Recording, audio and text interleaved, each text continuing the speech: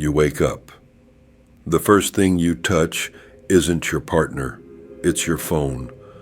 A scroll through Instagram, a double tap here, a thirst trap there. 10 seconds on TikTok becomes 10 minutes. You switch to YouTube for something productive, but 3 hours later, you're knee-deep in conspiracy theories, mukbangs, and cat videos. Sound familiar? Here's the truth. You're not lazy. You're not broken. You're addicted. And the system was designed that way. Apps, notifications, infinite scroll, they're not just convenient. They're weapons, engineered to hijack your biology. You think you're in control? Think again. Right now, your brain is running a program you didn't install, and every tap, every swipe, every click is rewriting your code, one dopamine hit at a time. You're not browsing. You're being programmed. But what if I told you this isn't a new problem? What if the Stoics, those ancient battle-tested philosophers, saw it coming 2,000 years ago? Marcus Aurelius wrote, "You have power over your mind, not outside events. Realize this and you will find strength." But what happens when your mind is no longer yours? That's the question we're answering today, and the answer begins with brutal honesty. This video isn't just a pep talk, it's a manual for escape. You'll learn why platforms like TikTok, Instagram, YouTube, and Pornhub are more dangerous than you think. How modern distraction mimics ancient temptation, and what the Stoics did to resist it, and a step-by-step strategy to reclaim your mind in a world designed to keep you numb, scrolling, and compliant. No fluff, no sugarcoating, just the raw truth, backed by ancient wisdom and modern neuroscience. If you've ever felt your attention span vanish, if you've ever caught yourself scrolling and whispered, "What the hell am I doing?" If you've ever made a promise to stop and broken it the next day, then you're not weak. You've been unarmed in a war for your mind. And starting today, we fight back. Let's call it what it is. You're not just spending time online. You're being mined for data, attention, and identity. Every scroll, every like, every second you hesitate on a post is tracked, calculated, and fed into an algorithm that knows you better than you know yourself. And the worst part? It rewards you for staying enslaved. Here's how it works. Your brain runs on a chemical called dopamine, the molecule of motivation. It's released when you eat, laugh, achieve something, or feel pleasure. It's what keeps you chasing goals. But social media, streaming platforms, and adult sites, they've hijacked this system. They give you dopamine without effort, without achievement, without substance. A single swipe on TikTok delivers novelty.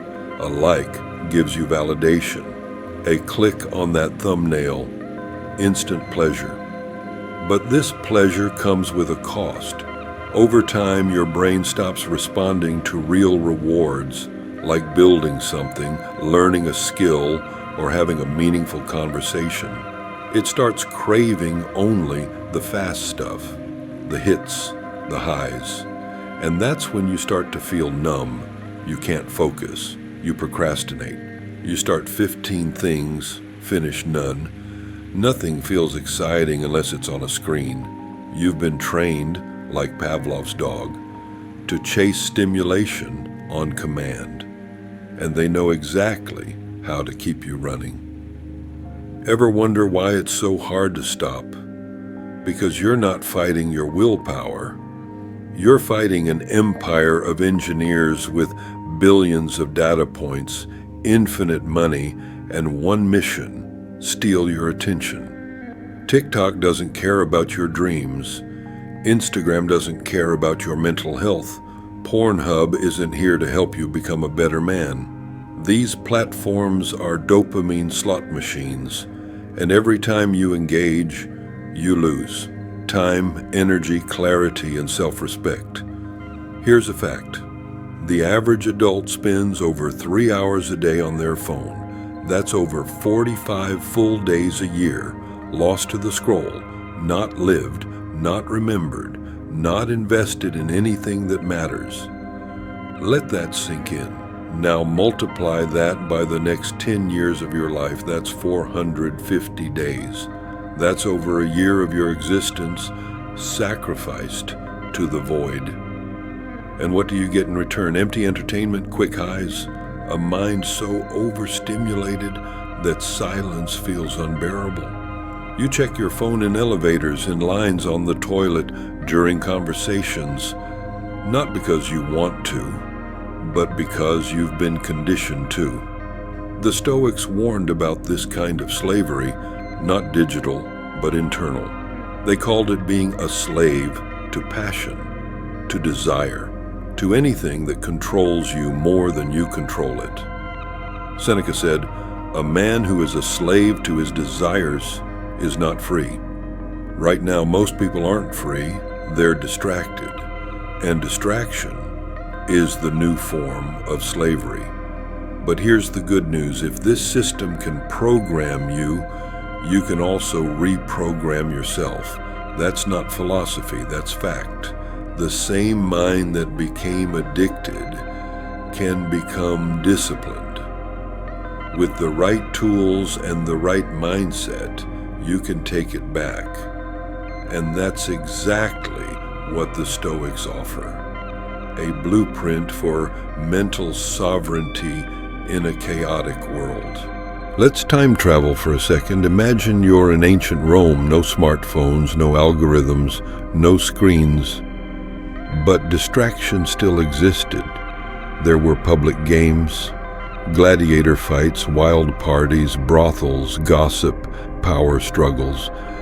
The temptations were different, but the effect, the same. Men seduced by pleasure, controlled by their impulses, weak in spirit. The Stoics saw it clearly, and they didn't just talk about it, they lived the solution. They believed that freedom wasn't the ability to do whatever you want. Freedom was discipline. Freedom was control over yourself, even when the world tries to pull you apart. Marcus Aurelius, Emperor of Rome, had everything: power, wealth, attention. But in his personal journal, never meant to be published, he wrote, "It is not that we have a short time to live, but that we waste much of it." Sound familiar? Now compare that to today. 1,000,000 distractions in your pocket, 24/7 stimulation, an endless feed of envy, lust, outrage, comparison, and every time you scroll, you reinforce the chains. But here's what the Stoics knew. You don't fight distraction by running from it. You fight it by building something stronger within you. Epictetus was born a slave, literally.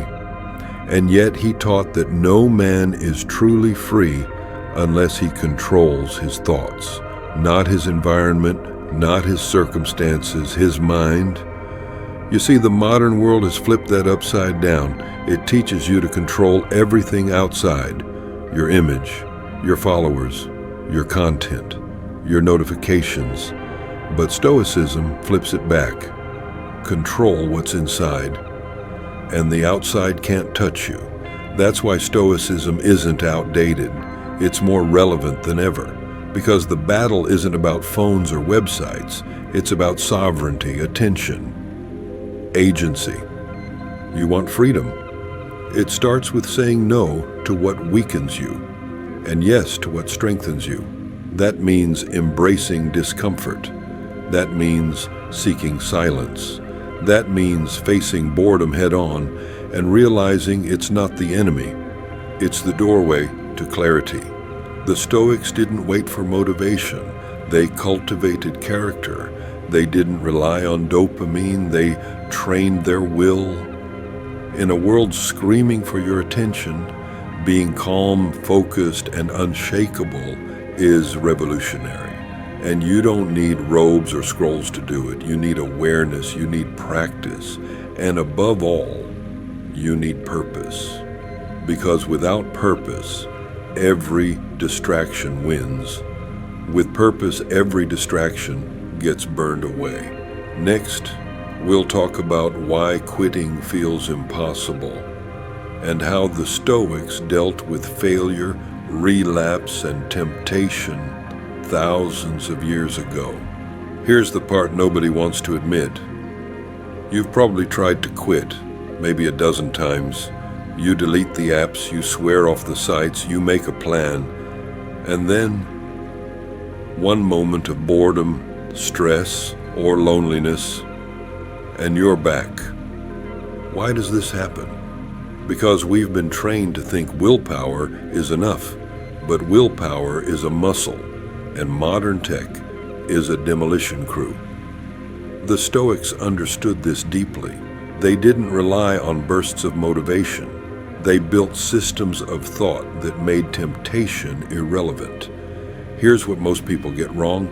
They think failure means weakness. But the Stoics saw relapse as a teacher.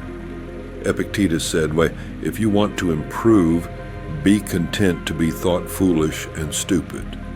In other words, mess up, reflect, learn, get stronger. You feel like quitting is impossible because you're trying to remove distraction without replacing it. You're trying to take away the high without building something higher. That's the trap. This isn't about avoiding pleasure forever. It's about choosing meaningful pleasure over meaningless hits. The Stoics didn't live joyless lives. They just knew the difference between indulgence and fulfillment. Distraction wins when your day has no direction.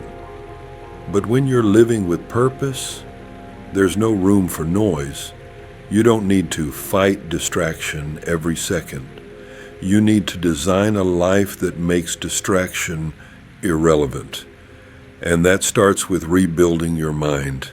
Here's the blueprint. 1.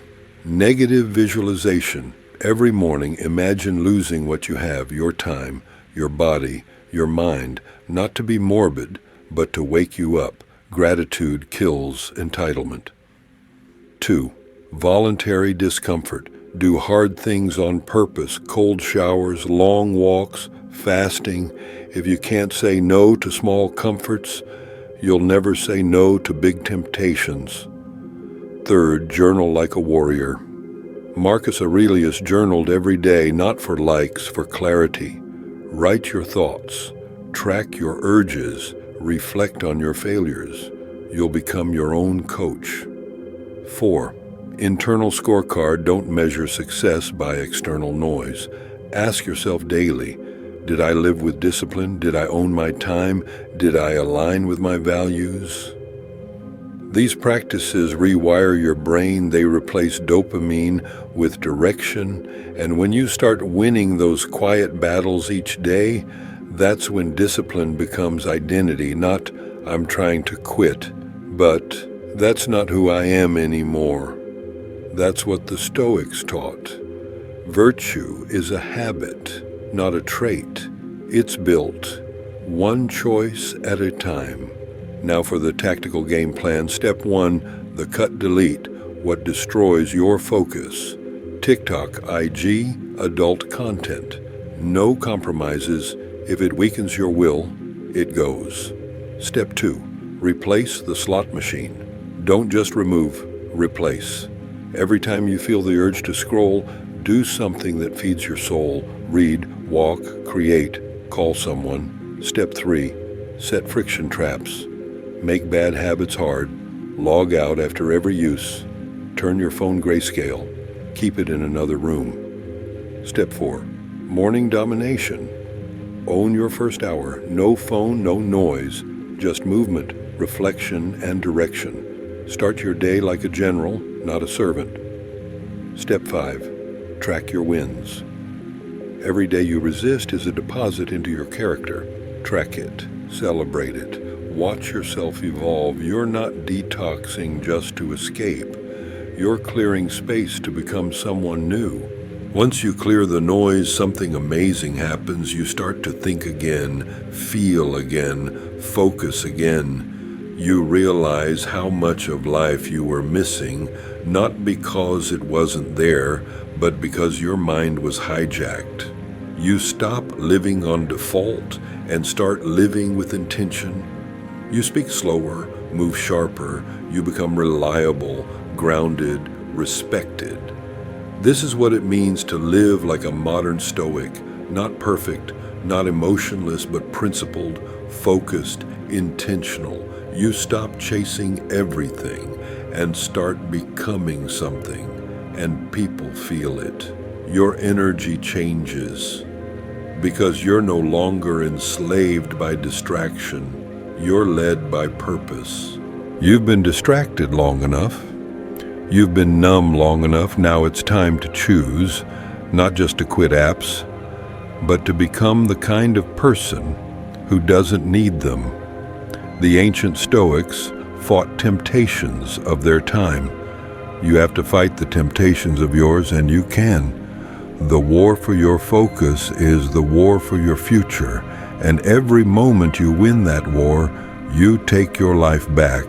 So if you're ready to break free, to live clearly, to own your mind again, then hit that subscribe button like this video and walk with me on the path to becoming undistracted, unbreakable, and free.